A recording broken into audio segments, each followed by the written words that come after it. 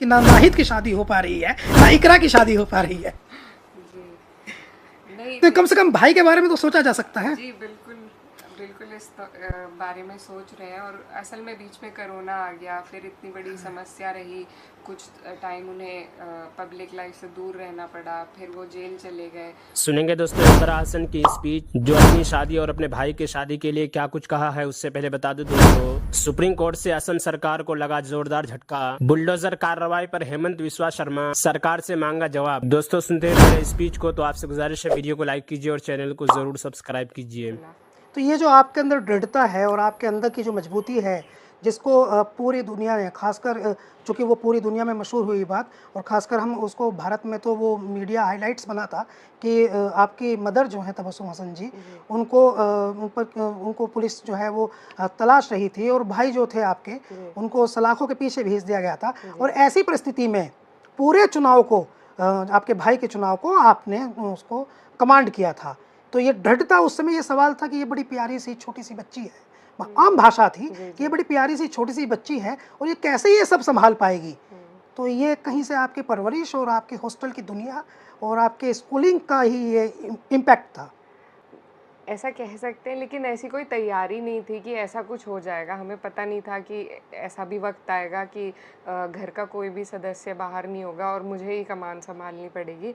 लेकिन शायद तैयारी इसीलिए ऊपर वाला हमारी करा रहा था कि इतना सब हम झेल सकें, कर सकें, उसको निभा सकें जिम्मेदारी को। तो ये तो सब ऊपर लिखा हुआ था। मेरा कोई इरादा नहीं था कि मैं इस तरीके से राजनीति में एंट्री करूं, या राजनीति करने का कोई उस तरीके से इरादा नहीं था। हालांकि पॉलिटिक्स में इंटरेस्ट मुझे बचपन से रहा है, लेकिन एक एकेडमिक लेवल पे। तो एक्टिव पॉलिटिक्स का कोई खुद से इरादा नहीं था, लेकिन हालात ऐसे बनते गए, आज मैं यहाँ आपके सामने। आपने कहा पॉलिटिक्स में मेरा इंटरेस्ट है, भले ही अम्मी और अब्बू से आप दूर नहीं हो, लेकिन आपका इंटरेस्ट था। तो LSR, जिसे आप लेडी श्री राम कॉलेज कहते हैं, तो LSR में भी कोई आपकी एक्टिविटी थी, पॉलिटिकल एक्टिविटी? नहीं, बिल्कुल नहीं। मैं बहुत शाय नेचर की थी। तो हालांकि किताबें पढ़ना, जानकारी बटोरना, उस सब में दिलचस्पी थी, लेकिन वहाँ भी किसी तरह की ऐसी पार्टिसिपेशन, जैसे DU के इलेक्शंस बहुत फेमस हैं, उसमें तो हमारा कॉलेज पार्टिसिपेट नहीं करता था। लेकिन बाद में जब मैं फैकल्टी ऑफ लॉ में मेरा एडमिशन हुआ, तो वहाँ पर बहुत ज़्यादा डूसू इलेक्शंस का वो रहता है। एक टाइम होता है जब पढ़ाई भी साइड लाइन हो जाती है इलेक्शन की वजह से। लेकिन कुछ मेरी पार्टिसिपेशन पॉलिटिकल लेवल पे वहाँ पर नहीं थी बिल्कुल भी। हाँ, सब चीज़ें देखने की, जानने की और रिसर्च और पढ़ाई की, उस सब एरिया में थी। फोकस में मुझ पे जाए या मैं पार्टिसिपेट करूं, ऐसा नहीं था कॉलेज। एक और बात है, वो बेसिक लेवल पर है कि आपकी बॉन्डिंग नाहिद हसन, आपके भाई को लेकर के बड़ी चर्चा में रहती है। जैसे राहुल गांधी और प्रियंका गांधी की बॉन्डिंग है, बहुत बेहतरीन बॉन्डिंग है, और दोनों, आप और आपके भाई दोनों की बॉन्डिंग भी चर्चा में रहती है। तो ये भी चर्चा में रहती है बात कि ना नाहिद की शादी हो पा रही है, ना इकरा की शादी हो पा रही है। नहीं तो कम से कम भाई के बारे में तो सोचा जा सकता है। जी बिल्कुल बिल्कुल इस बारे में सोच रहे हैं। और असल में बीच में कोरोना आ गया, फिर इतनी बड़ी समस्या रही, कुछ टाइम उन्हें पब्लिक लाइफ से दूर रहना पड़ा, फिर वो जेल चले गए। तो इस जो टाइम था असल उनकी शादी होने का, उस दौरान काफ़ी हम परेशान थे। दोस्तों वीडियो को लाइक तो कीजिए और इसलिए चैनल को जरूर हम देख रहे हैं और ऊपर वाले से दुआ करते हैं कि जल्द से जल्द हो जाए बॉन्डिंग की बात, क्योंकि हम सेम जनरेशन के हैं, तो हम एक दूसरे की सोच को ज़्यादा समझ पाते हैं। कभी कभी हम मम्मी पे गैंग अप कर जाते हैं इकट्ठे होकर, क्योंकि कि हमारी बात मानी जाए, तो वो मुझे मना लेते हैं, मैं उन्हें, और मम्मी सामने रह जाती हैं, तो फिर उन्हें हमारी बात माननी पड़ती है। उनको वीटो यूज कर लेती होंगी। नहीं, मदर है ना, तो वीटो नहीं यूज करती। बिल्कुल, वो बिल्कुल इमोशनल वीटो अपना ज़रूर यूज़ करती हैं। तो लेकिन क्योंकि मुझे लगता है हम सेम जनरेशन के, इसलिए हम एक दूसरे को ज़्यादा समझ पाते हैं।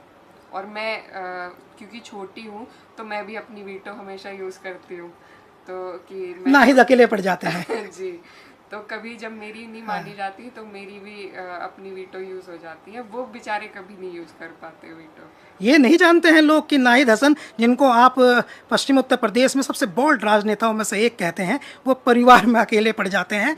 उनकी मदर की वीटो और उनकी बहन की वीटो उनके अगेंस्ट चली जाती है। दोस्तों, इकरा हसन की स्पीच सुनने के बाद आप अपनी राय में क्या कहना चाहते हैं वो नीचे कमेंट बॉक्स में ज़रूर बताएं। हज़रत अब्दुल्ला रज़ियल्लाहु अन्हु फरमाते हैं कि मैंने रसूलुल्लाह सल्लल्लाहु अलैहि वसल्लम को इरशाद फरमाते हुए सुना, अल्लाह ताला को अपने मोमिन बंदे की तौबा पर इस शख्स से भी ज़्यादा खुशी होती है जो किसी हलाकत वाले जंगल में सवारी पर जाए, जिस पर उसका खाना पीना रखा हो और वो सवारी से उतर कर सो जाए, और जब आँख खुले और देखे कि सवारी कहीं जा चुकी है तो वो उसको ढूंढता रहे, यहाँ तक कि जब उसे सख्त प्यास लगे तो कहे कि मैं वापस इसी जगह जाता हूँ जहाँ मैं पहले था और मैं वहाँ सो जाऊँगा यहाँ तक कि मर जाऊँगा। चुनांच वो बाजू सर पर रख कर लेट जाता है ताकि मर जाए। फिर वह बेदार होता है तो उसकी सवारी उसके पास मौजूद होती है जिस पर उसका तोशा और खाने पीने का सामान रखा हुआ होता है।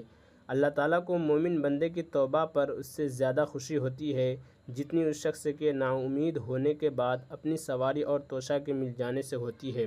हज़रत अबू दरदा रज़ियल्लाहु अन्हु रिवायत करते हैं कि रसूलुल्लाह सल्लल्लाहु अलैहि वसल्लम ने इरशाद फरमाया, क़यामत के दिन अल्लाह ताला बाज़ लोगों का हश्र ऐसी तरह फरमाएंगे कि इनके चेहरों पर नूर चमकता हुआ होगा। वो मोतियों के मिंबरों पर होंगे, लोग उस पर रश्क करेंगे।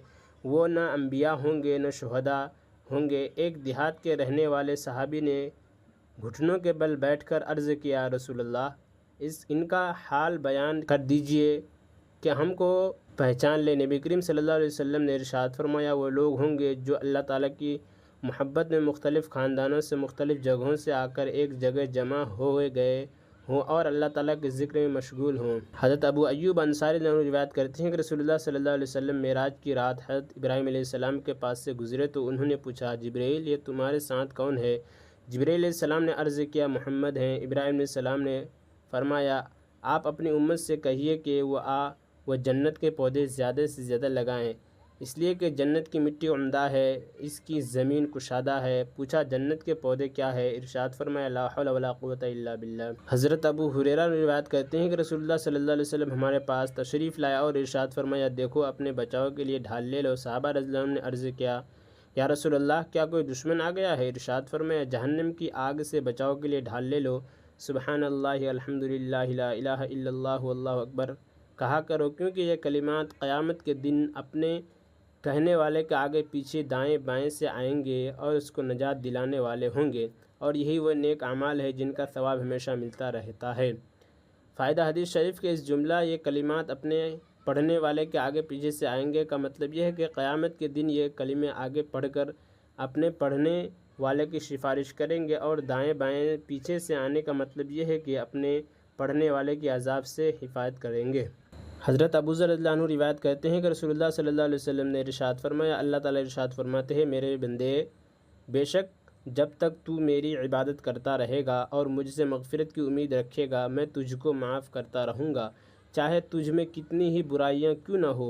मेरे बंदे, अगर तू ज़मीन भर गुनाह के साथ भी मुझसे इस हाल में मिले कि मेरे साथ किसी को शरीक न किया हो, तो मैं भी ज़मीन भर मग़फ़िरत के साथ तुझसे मिलूँगा, यानी भरपूर मग़फ़िरत करूँगा। हज़रत अनस बिन मालिक रिवायत करते हैं कि हज़रत अनस बिन मालिक फरमाते हैं कि मैंने रसूलुल्लाह सल्लल्लाहु अलैहि वसल्लम को इरशाद फरमाते हुए सुना, अल्लाह ताला इरशाद फरमाते हैं, आदम के बेटे, बेशक तुम जब मुझसे दुआ मांगता रहेगा और मग़फ़िरत की उम्मीद रखेगा, मैं तुझको माफ़ करता रहूँगा, चाहे कितनी ही गुनाह क्यों न हो, और मुझको इसकी परवाह न होगी। यानी तू चाहे तो कितना ही बड़ा गुनाहगार हो, तुझे माफ़ करना मेरे नज़दीक कोई बड़ी बात नहीं है। आदम के बेटे, अगर तेरे गुनाह आसमान की बुलंदियों तक भी पहुंच जाए तो फिर तू मुझसे बख्शिश चाहे तो मैं तुझको बख्श दूंगा और मुझको इसकी परवाह नहीं होगी।